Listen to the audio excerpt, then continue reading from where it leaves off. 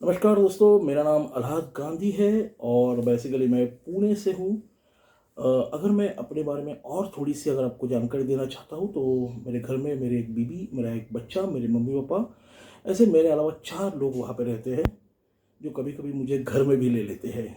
ऐसा क्यों? क्योंकि आपको मालूम है कि कुत्ता हो या हस्बैंड कहीं भी घूमने जाए, उसको वहाँ पे बाद में घर पे लिया ही जाता है। अगर मैं अपने फैमिली के बारे में और थोड़ी-सी बात करना चाहूँगा, तो मेरी बीवी जो है वो एक स्टार्टअप खुद का बिज़नेस कर रही है आज के तारीख में छोटा-सा। मेरा बच्चा जो है वो उसने कॉम्पिटिटिव डिप्लोमा में जस्ट पुणे में एडमिशन ली हुई है।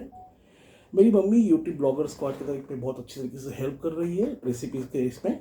और मेरे पापा जो है वो रिटायर्ड पर्सनैलिटी है, अपनी सेकंड इनिंग आराम से हैपीली जी रहे हैं। मैं जिस कंपनी में आज की तारीख में काम कर रहा हूँ, उस कंपनी में पिछले 9 साल से मैं यहाँ पे ट्रेनर की हैसियत से काम कर रहा हूँ और मेरा सबसे बड़ा रोल है वेन्यू चैनल के सेल्स टीम को, टेली टीम को और सर्वे टीम को ट्रेन करना। टोटल मैं इस इंडस्ट्री में लगभग 24 साल से काम कर रहा हूँ। अगर मैं अपने एजुकेशन के बारे में बात करना चाहूँगा तो मैंने ग्रेजुएशन किया है बीकॉम स्ट्रीम में और साथ ही साथ मैंने इंश्योरेंस के कुछ छोटे-मोटे कोर्सेज़ किए हुए हैं। अगर मैं बात करना चाहूँगा उसके बाद क्या किया मैंने ग्रेजुएशन के बाद, तो मैंने थोड़े दिनों के लिए एमबीए किया। आप जानते हैं एमबीए क्या होता है? एमबीए का मतलब होता है मस्त बैठ के आराम। क्यों ऐसा? क्योंकि आईपीएस करने की दिल से तमन्ना थी, लेकिन गवर्नमेंट ने और बाकी बहुत सारे लोगों ने कहा कि तेरे जैसे मोटे के लिए आईपीएस में कोई जगह नहीं होती है। तेरे जैसे आदमी को देख के गुंडे लोग ऐसे ही भाग जाएंगे, तो हमें तुम्हारे जैसे आईपीएस नहीं चाहिए। तो अभी ज़िंदगी में आगे क्या? तो कोविड में जब घर में बैठा था तो एक बात पता चली कि अगर ज़्यादा दिन घर में बैठा रहूँगा तो बीबी बर्तन मंजवाएगी। इसके लिए आगे लॉ की तैयारियां कर रहा हूँ, ताकि रिटायरमेंट के बाद एज अ लॉयर अपनी ज़िंदगी जी सकूँ और लोगों को भी थोड़ी सी हेल्प करने की कोशिश पक्का करूँगा। जब भी मुझे खाली समय मिलता है मैं क्या करता हूँ? जब भी मुझे खाली समय मिलता है मैं हिंदी फिल्में देखना पसंद करता हूँ। क्यों ऐसा? एक तो सबसे बड़ी बात यह है कि हिंदी भाषा वैसे समझने में बहुत आसान है compare to South Indian movies या इंग्लिश मूवीज़ से। दूसरी बात यह है कि हिंदी में आपको बहुत सारे अलग अलग टाइप की मूवीज़ मिलेगी जो बाहर से भी डब होकर हिंदी में अवेलेबल होती है। और तीसरी सबसे ज़रूरी बात, मैं खुद एक हिंदी फिल्म स्क्रिप्ट राइटर हूँ। दोस्तों, आपको क्या लगता है कि अभी जो मैंने मेरा पूरा इंट्रोडक्शन आपके साथ दिया वो क्या था? जस्ट एक टाइम पास था? आपका और मेरा दोनों का समय बर्बाद करने के लिए मैंने सब कुछ किया था? बिल्कुल नहीं। दोस्तों, ये है हमारे वेन्यू चैनल की सबसे महत्वपूर्ण स्टेप, जिसे हम लोग कहते हैं वार्म अप। यस, आपने बिल्कुल सही समझा, वार्म अप। तो वार्म अप में अगर मैं बात करता हूँ तो ये जो पहली स्टेप हमने क्रॉस की अभी, उसे हम लोग कहते हैं एफओआरएम।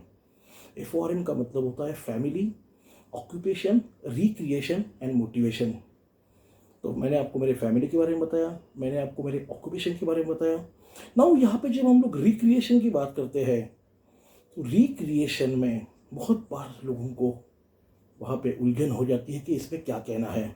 तो रिक्रिएशन का मतलब होता है कि आपके पास जो कुछ एक्स्ट्रा है उसके साथ आप क्या करते हो, चाहे वो समय हो चाहे वो पैसा हो। और एम का मतलब होता है मोटिवेशन। तो आप सब लोग कहेंगे कि अभी सामने वाला मुझे ये बात क्यों बताएगा? तो दोस्तों, याद कीजिए आपके कॉलेज के दिन। जिस दिन आपने कॉलेज में फर्स्ट टाइम कदम रखा था, क्या हुआ था? आपने सामने वाले को आपका नाम बताया, उसने आपको उसका नाम बताया। आपने बताया मैं इस कॉलेज से आया हूँ, उसने बताया मैं इस कॉलेज से आया हूँ, उस स्कूल से आया हूँ, मेरे पापा ये करती है, मेरी मम्मी ये करती है, मैं यहाँ रहता हूँ।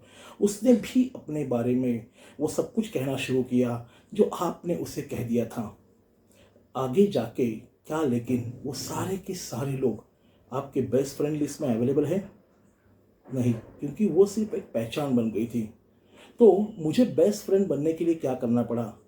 तो उनमें से वही लोग आज के तारीख में मेरे बेस्ट फ्रेंड लिस्ट में हैं, कि जो लोग और जिन लोगों के बीच में मुझे वहाँ पे कॉमन ग्राउंड मैंने क्रिएट किया या कॉमन ग्राउंड वहाँ पे क्रिएट हो गया।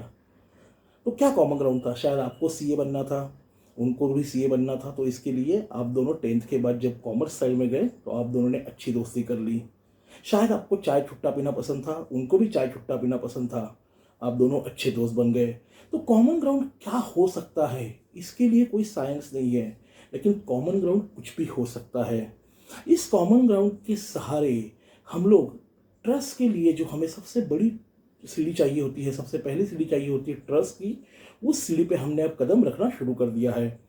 तो लेकिन क्या कॉमन ग्राउंड, जब मैंने बात की है कॉमन ग्राउंड के ऊपर, तो क्या मैंने सामने वाले का पूरा भरोसा जीत लिया है, ऐसा इसका मतलब होता है?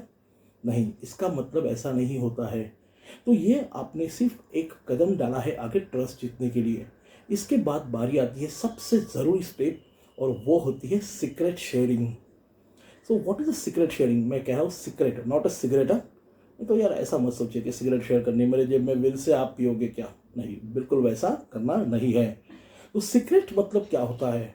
सीक्रेट मतलब ये नहीं होता है कि आपको मालूम है क्या, मैं लव मैरिज करने वाला हूँ, मैं आज के 6 महीने बाद यहाँ से भाग के शादी करने वाला हूँ, मैंने 2 साल पहले पापा की एक एफडी की थी, वो चुरा के उस पे से लोन लिया था, या मैंने पापा के बैंक अकाउंट में से पैसे चुराए थे।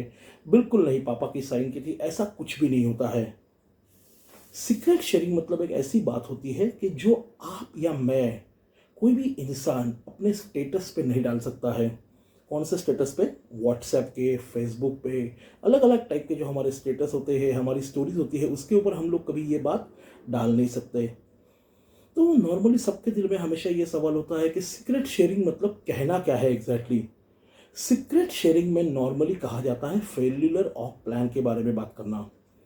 आपसे जब मैं बात कर रहा था, जब मैं आपको अपने मेरे बारे में इंट्रोड्यूस करवा रहा था, तो मैंने आपको बातों बातों मेरा एक सीक्रेट बता दिया। क्या आपको याद है वो? अगर याद है तो कमेंट बॉक्स में लिख दीजिए। चलो ठीक है, जिसने जिसने लिखा उसके लिए शुक्रिया। तो मैंने आपको सीक्रेट बताया था, मुझे आईपीएस करना था, लेकिन किसी कारणवश में आईपीएस नहीं हो सका। क्यों ना हो सका? क्योंकि मेरी मेहनत कम पड़ी वहाँ पे। मुझे जो सही समय पे वज़न कम करना था, मैं वो सही समय पे वज़न कम नहीं कर पाया। और इसके लिए क्या हो गया कि मुझ में वो कॉन्फिडेंस नहीं था कि मैं एग्ज़ाम दे दूँ और आगे जाके मैं आईपीएस बन सकूँ। तो उसी तरह से शायद आप में से भी हर एक इंसान जो यहाँ बैठा है, जो मुझे सुन रहा है, हर एक इंसान के दिल में 10th के बाद कुछ ना कुछ करने का सपना होगा। हमेशा कहा जाता है मजबूरी का नाम महात्मा गांधी। तो अगर दुनिया में आप देखते हो तो 95% से ज़्यादा लोग मजबूरी में आज की तारीख में उनका जो प्रोफेशन है वो अडॉप्ट कर चुके हैं। हर एक के सपने कुछ ना कुछ अलग होते हैं। आपको उन सपनों को पिन पॉइंट करना है, आपको समझना है कि वो सपने उनके क्यों नहीं पूरे हुए। और ये जो सारी चीज़ें हैं आपको क्या करनी है, ये सारी चीज़ें आपको बैक ऑफ द माइंड रखनी है। अभी उसके ऊपर कस्टमर के साथ कुछ भी बात नहीं करनी होती है। ये जो सारे होते हैं, ये सारे आपके लिए एक ऐसे जैकपॉट होते हैं जिसको आपको बाद में खोलना होता है। दोस्तों, अगले पार्ट में हम लोग बात करेंगे टूल्स ऑफ ट्रेड के ऊपर, कि टूल्स ऑफ ट्रेड क्या क्या होते हैं और उसका कैसे हम लोग इस्तेमाल कर सकते हैं। Thank you very much.